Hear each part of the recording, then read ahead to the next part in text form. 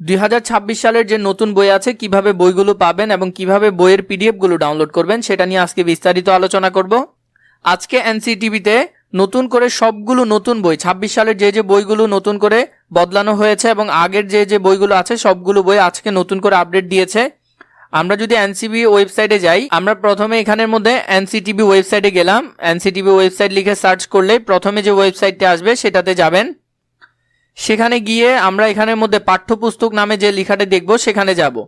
সেখানে নিচেই দেখবেন 26 সালের সকল বই আজকেই নতুন করে সংযুক্ত হয়েছে এটি।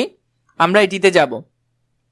গিয়ে এখানে প্রাথমিক স্তর, প্রাক প্রাথমিক স্তর, প্রাথমিক স্তর, মাধ্যমিক স্তর এবং উচ্চ মাধ্যমিক স্তর সবগুলো বই 26-এর এবছর যে বই আসার কথা ছিল সবগুলো বই। তাহলে আমরা যদি এটাতে যাই, প্রাক প্রাথমিক স্তরে যদি যাই, আমরা একটু লোড নিচ্ছে, আপনারা অপেক্ষা করবেন কারণ অনেক মানুষ বইগুলো ডাউনলোড করবে, তাই একটু লোড নিবে, এটাই স্বাভাবিক। আমি প্রথম শ্রেণীর বই না দ্বিতীয় শ্রেণীর বইতে যাচ্ছি। প্রথম শ্রেণীর বই আমি ডাউনলোড করেছি পিডিএফ গুলো। দ্বিতীয় শ্রেণীর বই আমি গেলাম, সেখানে আমার বাংলা বই আমি ডাউনলোড লিঙ্কে ক্লিক করলাম। এখন আমি এই যে 26 সালের বইটি, এখানে 26 সাল লেখা থাকবে। আমরা যদি একটু দেখে নিই, 2026 সাল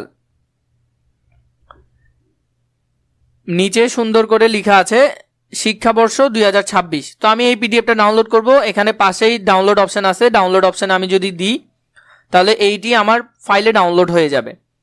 এভাবে করে আপনারা সবগুলো বই, যদি আমি আরেকটা করিয়ে দেখাই তাহলে এখান থেকে এরপর আবার ড্রাইভ থেকে আমরা বের হব। বের হওয়ার পর আমরা ইংরেজি যেটা আছে ইংলিশটা আমরা ডাউনলোড করব। ইংলিশে গেলাম এবং এখানে আমাদের ডাউনলোড অপশন আসবে, আমরা ডাউনলোডে ক্লিক করব। ডাউনলোডে ক্লিক করে আমরা ইংলিশটাও ডাউনলোড করে নিব। এভাবে করে আপনারা সবগুলো পিডিএফ ধারাবাহিকভাবে ডাউনলোড করে ফেলতে পারবেন।